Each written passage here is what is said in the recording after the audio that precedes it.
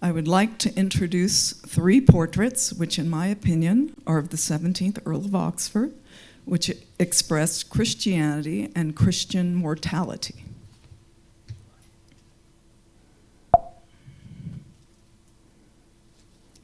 The first is a 16th century allegorical painting showing a dapper young courtier standing opposite to an aged man. Floating above them, Father Time, holding an hourglass and sickle, and facing them an open coffin with skeleton. 4 Bible excerpts and 3 anonymous verses surround the figures. 5 versions of this small painting exist and have been dated from circa 1575 to 1610, each one with slightly different detail and various titles, including Allegory of Youth and Old Age and Memento Mori. It's another one.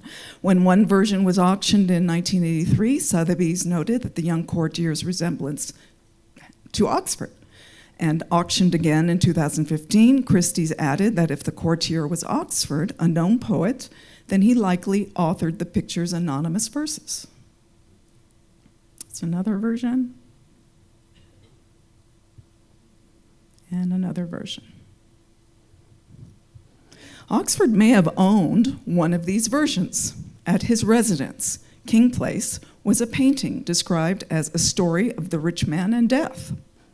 This information comes from a circa 1609 inventory made while his wife, Elizabeth Trentham, was still living there, or just after.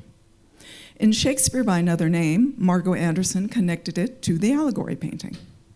Other paintings in the inventory included a story of Mount Zion in a Bible, a story of Moses and Aaron, and a picture of Adam and Eve, so all from the Bible. Art historian Tarnia Cooper described the allegory painting's object as the Christian message of embracing passing time in hope of salvation. She also thought it may have recorded a public performance. This is plausible, as the painting clearly depicts a stage with wooden floorboards. Also, the verses appear on fancy frame signs hanging on nails to the back wall, and Father Time could be a man suspended by wires above. Although the aged gentleman was likely meant as the courtier's future self, the two figures have different faces, suggesting different actors. Oxford was known to act. He appeared in a masque or play before Queen Elizabeth in 1579. Kevin Gilvary, who has researched these paintings, sees the young man as Oxford and the aged man as Lord Burleigh. Would that mean Burleigh appeared on stage? In Hamlet, Polonius, who was modeled after Burleigh, said he played Julius Caesar in a university play. Furthermore, in 2015, it was proposed that Burleigh and quote-unquote Shakespeare were featured in another illustration, the 1597 title page of John Gerard's The Herbal or General History of Plants. Burleigh's image also appeared in the 1568 Bishop's Bible on the opening page to the Psalms. Burleigh evidently liked the limelight.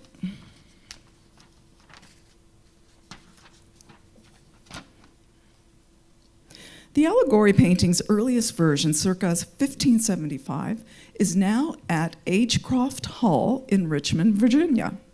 It shows Oxford in a rich red costume with gold embroidery, a white ruff, and wrist ruffs. Green garters with gold fringe hold his white hose, and he wears red shoes. His black hat has gold decorations and 2 large white feathers. His sword and dagger have golden hilts, and he wears 3 gold chains, or a long one tripled, possibly the prize he won in a 1571 jousting tournament. The red flower he holds, the same color as his costume, symbolized the brevity of beauty and splendor. The Agecroft derived from Moynes Park. Oh, wait. Oxford's thick, curly red hair is shown, and a thin mustache curled up at the ends, similar to his portrait in The Procession of the Knights of the Garter by Garrett the Elder, likely depicting the Garter ceremony of 1572 or 74. The Agecroft derived from Moynes Park in Essex, a mansion about 6 miles from Hedingham Castle, Oxford's family seat. In the 16th century, Moynes Park was owned by Sir Thomas Ghent, which had been the family's property for centuries. Oxford appointed Ghent as steward of his estates on April 2nd, 1571, and he served Oxford for over a decade. Ghent was praised for his religion, virtue, piety, modesty, and truth in a 1589 poem. Ghent apparently admired Oxford as 2 of his sons were named Edward. The second Edward's twin was a boy named de Vere. Another allegory version has a tradition attached to it. King James I presented it to the poet Endymion Porter on the occasion of the death of Henry, Prince of Wales. Porter was not in royal service when Prince Henry died in 1612, but in 1619 he was one of King James' gentlemen of the bedchamber. That same year, Porter married the Marquis of Buckingham's niece, and by 1621, he was in Prince Charles's service. He served as Charles's Spanish interpreter and acquired paintings for him, and he himself had a large art collection. Mrs. Philippa Russell, who died in 1935, owned this version with the tradition. Its current whereabouts is unknown. She was a direct descendant of Porter through the Viscounts Strangford. The second Viscount married Endymion Porter's granddaughter, and their son, named Endymion, became the third Viscount Strangford. So the tradition of King James's gift appears to be correct. The painting's star must have been important.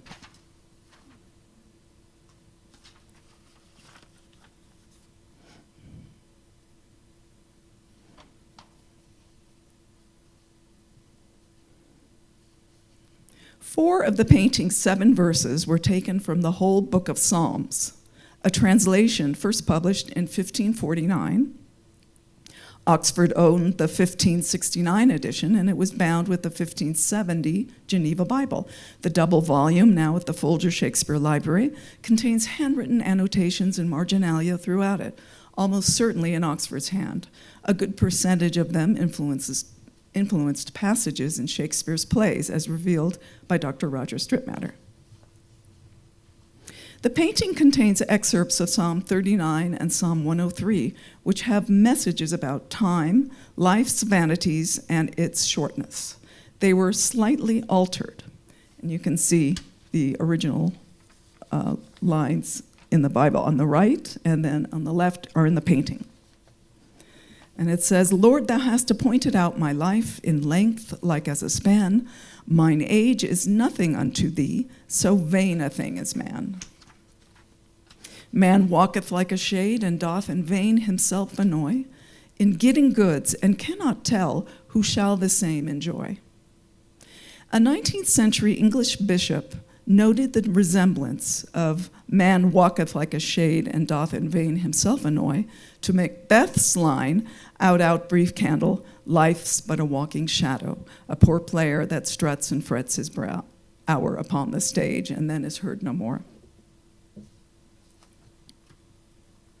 Psalm 103 is right here. The Lord that made us knoweth our shape, our mold, and fashion just, how weak and frail our nature is, and how we be but dust, and how the time of mortal men is like the withering hay, or like the flower right fair in field, that vadeth full soon away.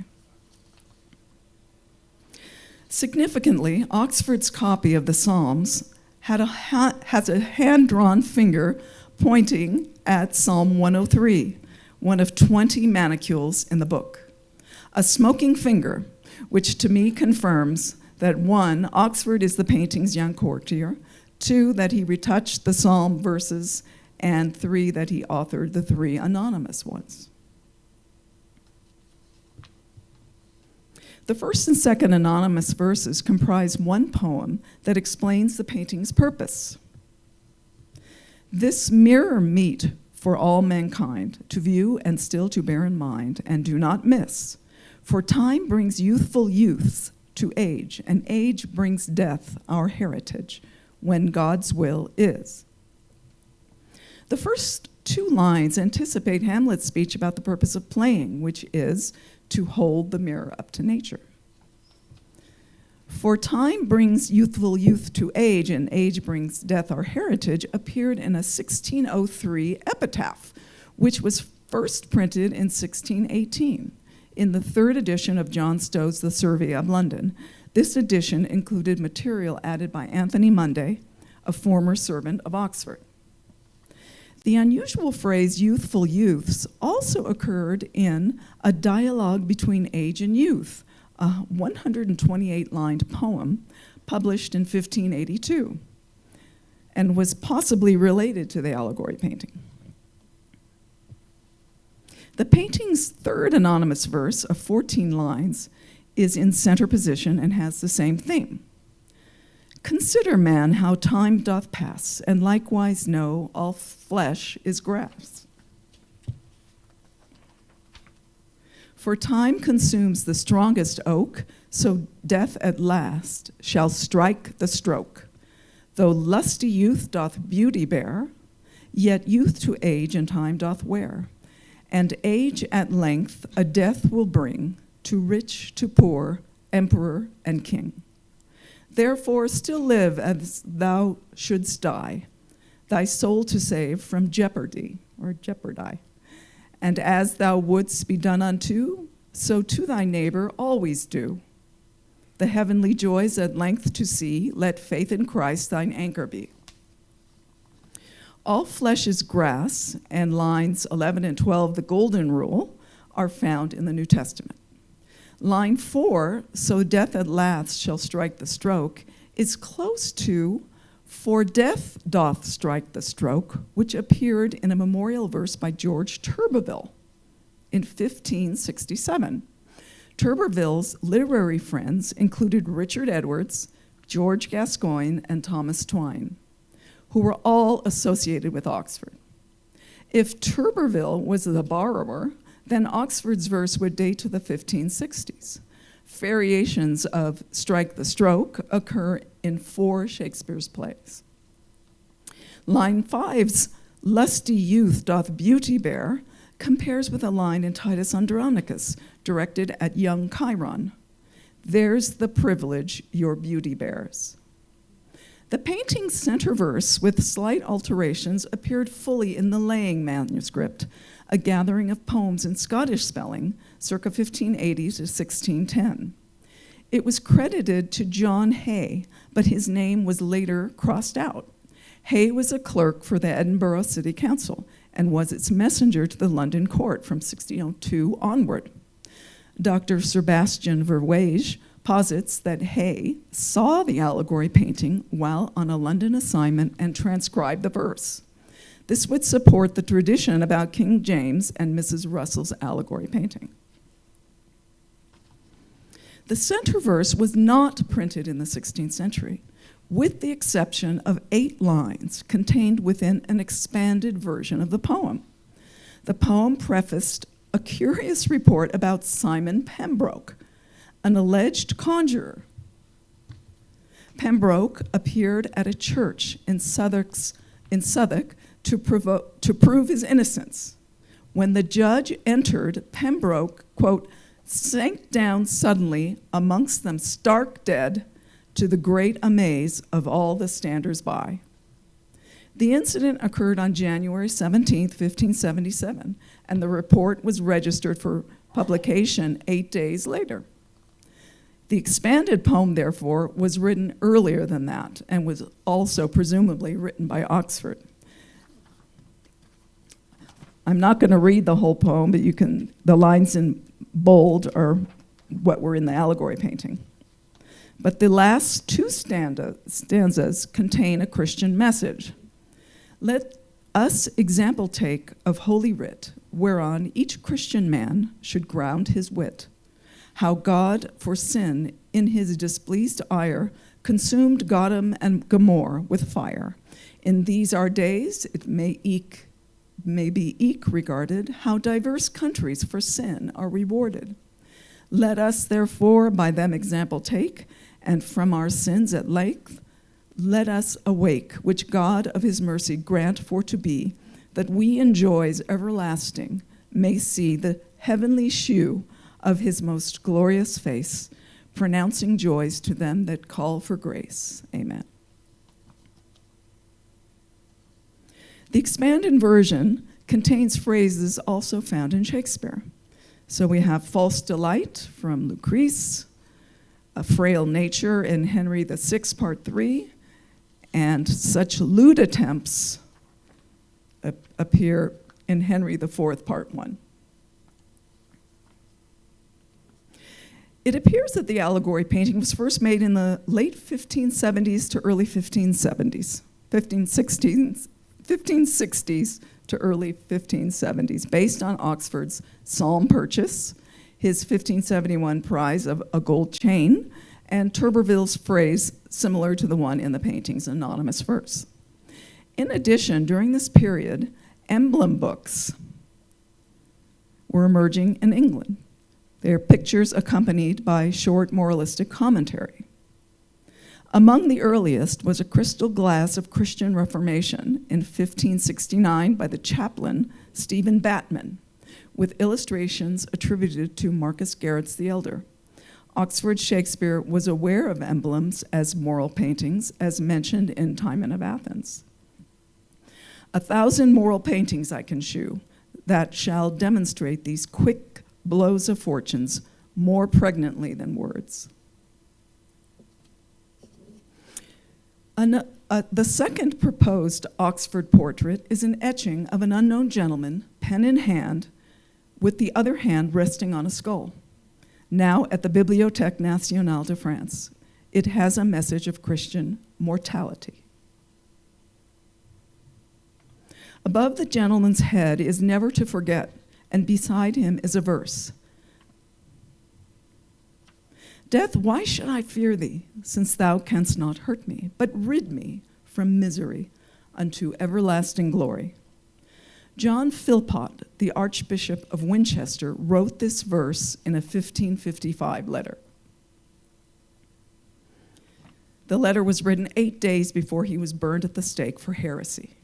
He was a staunch Protestant in the reign of the Catholic Queen Mary. The letter was first printed in Fox's Acts and Monuments, the 1570 edition. The etching had one changed word. Everlasting glory replaced Philpot's eternal glory. The gentleman's eyes resemble those in Oxford's circa 1586 portrait by Marcus Garrett's the Younger, owned by the Miller family, and has similarly clipped short hair and sideburns. The gentleman's mustache, with a shaved space in the middle and thin line of beard, resembles Oxford's beard in 1581. The nose in the etching is arched to a higher degree than that shown in Oxford's Welbeck portrait, and the space between the brows and eyes are tighter. Despite this, it could still be Oxford. He surely is English, appearing next to an English verse. In fact, this image illustrated an article about Englishmen depicted with skulls by the English professor Roland Mushet Fry.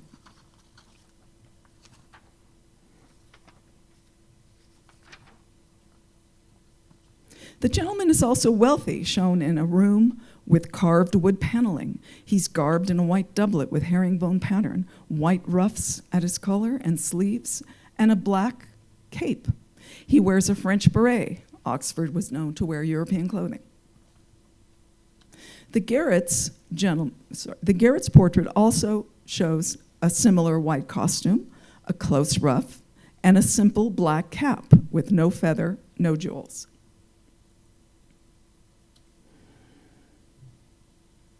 The English gentleman is also an author, like Oxford, showed pen in hand, with the other hand on a skull. Surely the topic was about death, like Philpot's quote. Is this Oxford writing Hamlet, when Hamlet holds York's skull pondering death? Unfortunately, the handwriting is indecipherable, other than set and my lips. Lips are said in that speech. Here hung those lips. The round etching is very small, under 2 inches in diameter, and may have recorded a lost miniature, according to an engravings historian. If so, then the original painted miniature must have resembled Oxford more than the etching. Oxford was portrayed in miniature by Nicholas Hilliard in 1588, which also had writing, but in Latin. The etching's artist was Remigius Hogenberg, a member of a Dutch engraving family. He came to England circa 1560.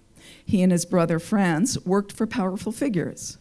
For the Bishop's Bible of 1568, Franz made portrait engravings of Sir William Cecil, Queen Elizabeth, and the Earl of Leicester. Remigius's portrait etchings include Queen Elizabeth in 1579 and Sir Henry Brooke, Baron Cobham, in 1582. Remigius died circa 1588. The etching, however, says the gentleman's age is 34 in 1579, which does not work for Oxford. But the box with this information, which included Hogenberg's signature, was likely Hogenberg's addition and not in the original miniature. This added information may have been Hogenberg's mistake. I say this because Hogenberg added a Latin line to his engraving of Matthew Parker, Archbishop of Canterbury, and it contained a mistake.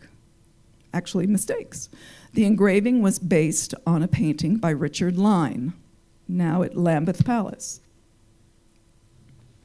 The Latin translation is, "The world in its lust passes in the year of the Lord 1573, in his 70th year, on the 6th of August. Parker did die in his 70th year, but in 1575, not 73. He was born, not died, on August 6th. If the etching is of Oxford, then how did it end up in Paris? According to a Bibliothèque Nationale librarian, the stamp is of the Royal Library during the reign of Louis Philippe, King of the French. Before he was enthroned, Louis Philippe lived 15 years in England, from 1800 to 1815.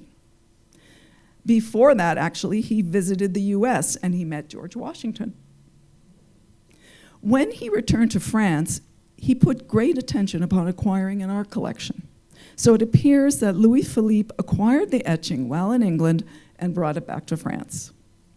The etching as Oxford would be the third showing him as a richly dressed courtier with a skull, the other two being the allegory and the Ashbourne portrait. There's a pattern here. Evidently, memento mori and the undiscovered country, as Hamlet said, were constantly on Oxford's mind.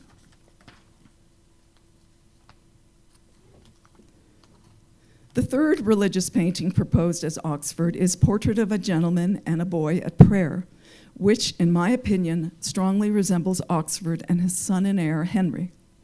The gentleman has Oxford's coloring, fair with reddish-brown hair and blue eyes. The hair is trimmed close to the head and the brows are full, like in the Garrett's portrait. The mustache and beard are like those in the Ashbourne. The gentleman, wearing a black costume with white ruff, agrees with Oxford's dress in 1588 and later portraits. The ruff could be Italian. I found a similar one in an Italian school portrait dated late 16th or early 17th century. The boy looks about age 4 or 5. As Henry, who was born in 1593, the picture would date circa 1597 to 98, when Oxford was age 47 or 48. The boy's reddish-brown hair, brown eyes, pudgy face, and rosy cheeks reflect features in Henry's adult portraits. The painting, oil on wood panel, appeared in a 2008 London auction, dated 16th century and attributed to Emilian School, which is a region in Italy. The gentleman, however, looks more English than Italian. With Oxford and Son as the sitters, the picture was likely made by an Italian artist residing in England, or the Italian attribution was incorrect. As far as we know, Oxford did not visit Italy after 1576. The small painting is a fragment of a larger altarpiece, so it likely had another panel, probably depicting Oxford's wife, Elizabeth Trentham, in prayer to complete the family portrait. The large figure looming above Oxford and Son was likely a saint or even Jesus Christ. Father and son in prayer position were probably kneeling, which is typical in quote-unquote donor portraits. A similar example is a 16th century diptych by a Dutch artist with 2 kneeling donors and 2 standing saints. The saints are John the Baptist and Margaret. As Oxford, this portrait shows that he was a practicing Christian, circa 1597-98.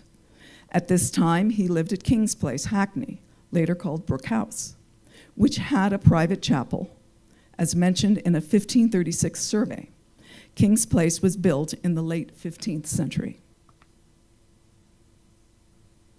A wall painting from this period survived on the chapel's north wall, which depicted St. Peter standing and a kneeling donor in a clerical outfit.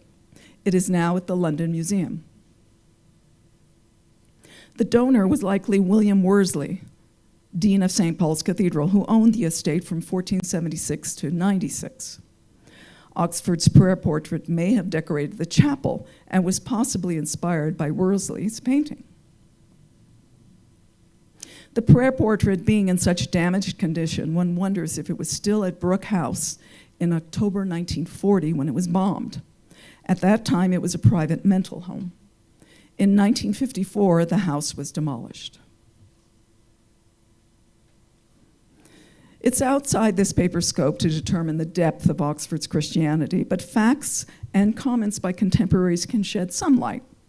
After the death of Oxford's Protestant father, the 12-year-old Edward was raised in Sir William Cecil's Protestant household. After his morning lessons, the common prayers were to be said. Oxford's volume of the Geneva Bible and Psalms, purchased at age 20, was evidently a prized possession. Richly bound, it had maroon velvet covers with silver plates etched with Oxford's heraldic symbols and family shield. Oxford had studied the book closely, which his numerous underlines and marginalias attest. When Oxford was 17, he killed one of Burleigh's servants, accidentally or in self-defense. This may have affected him deeply, and perhaps he turned to the Bible for answers. During his 1575-76 continental tour, Oxford visited Johann Sturm, or Sturmius, the Protestant reformer, German educator, and author of Nobilitas Literatus, the literate nobility. Here is one passage in Thomas Brown's 1570 translation. Needs must it be that civil knowledge be grounded chiefly on the doctrine of Christ and God, and that a Christian man should most trust upon this doctrine, seeing it is ordained for the obtaining of the heavenly society, and doth agree to the heavenly laws and the government of God. William Lewin, who was in Oxford's entourage during this tour, wrote to Sturmius after the meeting and said that Oxford had a most high opinion of him. The Venetian choir boy, Orazio Cuoco, whom Oxford later employed, told authorities that Oxford, while in Venice, used to go to the Mass at the Church of the Greeks. He also mentioned that Oxford was religiously tolerant. Sometimes after his return from Europe, Oxford converted to Catholicism and made a commitment to advance the Catholic faith, according to a letter by French ambassador Mauvissiere de Castelnau. Then he renounced it before Queen Elizabeth in December 1580. In 1571, a translation of Calvin's commentary on the Psalms was dedicated to Oxford by his uncle, Arthur Golding. Another dedication to Oxford was an English translation of the Staff of Christian Faith by the Calvinist theologian Guy de Vere. Interestingly, Lord Henry Howard, in his allegations against Oxford in January 1581, claimed that among Oxford's lies was that he and Mallam, the schoolmaster of Paul's, preached, either of them, a sermon at Brigstock in Northamptonshire. Maybe there's a kernel of truth there. In 1581, diverse sermons by Master John Calvin was dedicated to Oxford. In the dedication, the translator, Thomas Stalker, declares duty to Oxford, not only because he was raised in the 16th Earl's house, but especially and chiefly because, sir, you seek by all means possible to use conference with a certain godly, learned man for the better reforming of yourself and your whole family to the obedience of the word. And the word would be the New Testament. It would be interesting to learn who was the godly, learned man. Stalker's letter was dated May 6, 1581, while Oxford was still in the Tower of London for the transgression with Anne Vavasor. In 1597, Henry Locke's translation of Ecclesiastes in the Bible was dedicated to Oxford and others. Oxford's surviving letters to Burghley reflected belief in God. I thank God it pleased him to make me a father, thus committing your lordship to Almighty God. I commit you to God. I pray to God to give you health, etc. Thomas Kidd, writing to an official about his acquaintance with Christopher Marlowe, a reputed atheist, mentioned a lord he had served who owned an acting company and employed writers. And this lord, who very likely was Oxford, held divine prayers in his house. Oh, that's a little plug. I still have copies of this book, The Letters of Oxford. In 1619, Sir George Buck noted that Oxford was religious, for certainly the Earl was a devout and a magnificent and very learned and religious nobleman, and so worthy in every way. Buck added, I speak that which I know, for he vouchsafed me his familiar acquaintance. In 1624, Gervase Markham, who had served under the command of the 3rd Earl of Southampton, reported that Oxford was holy and religious and frequented chapels and churches in one of the earliest printed eulogies of Oxford. That he, Oxford, was upright and honest in all his dealings, the few debts he left behind him to clog his survivors were safe pledges, and that he was holy and religious, the chapels and churches he did frequent, and from whence no occasion could draw him. The alms he gave, which at this day would not only feed the poor, but the great man's family also, and the bounty which religion and learning daily took from him, are trumpets so loud that all ears know them. So that I conclude and say of him, as the ever-memorable Queen Elizabeth said of Sir Charles Blount, Lord Montjoy, and after Earl of Devonshire, that he was honestus, pietus, and magnanimous. Sin, an act against biblical commandments and variations of the word, were used in over half of the Shakespeare plays, the most instances occurring in Measure for Measure, King John, and Pericles, the sins of adultery and incest. Christ, Christian, and Christendom were mentioned over 100 times in the works. Shakespeare's sonnets, Oxford's personal ruminations, show that sin was much on Oxford's mind. He viewed as sinful his adulterous relationship with the Dark Lady. And she that makes me sin awards me pain, in Sonnet 141, and in 142, love is my sin, and thy dear virtue hate. Hate of my sin, grounded on sinful loving. If Oxford was bothered by the sin of adultery in the sonnets, then it follows that he would be bothered by the sin of lusting for or having an affair with a fair youth, if this was the case. But this was not expressed in the sonnets.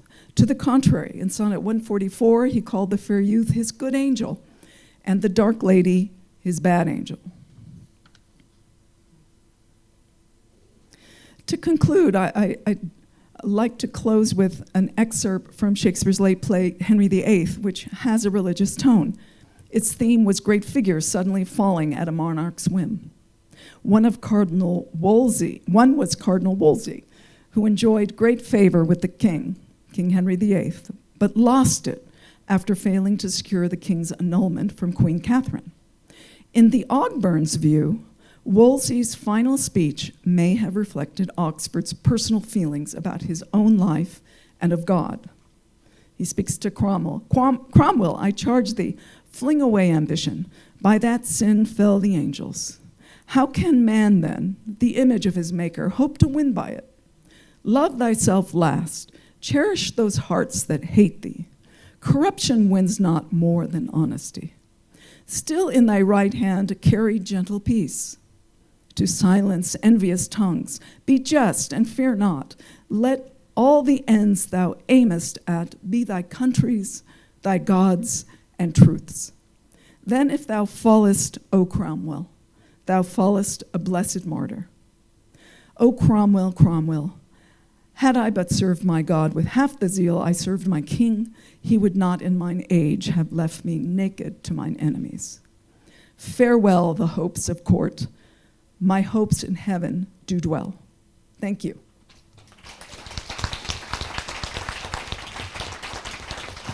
Katherine, thank you. That was just lovely. Are there any questions while I stand up and look for them? There's one.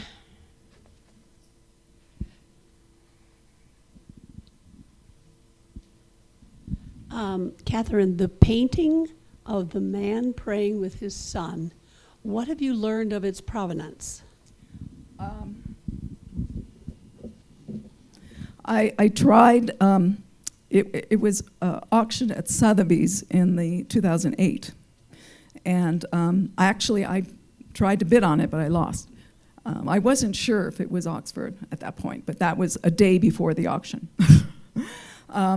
But I asked the Sotheby's curator if I can find out anything about it, and I never heard back. So, but I mean, this is total supposition, but it was in such terrible condition.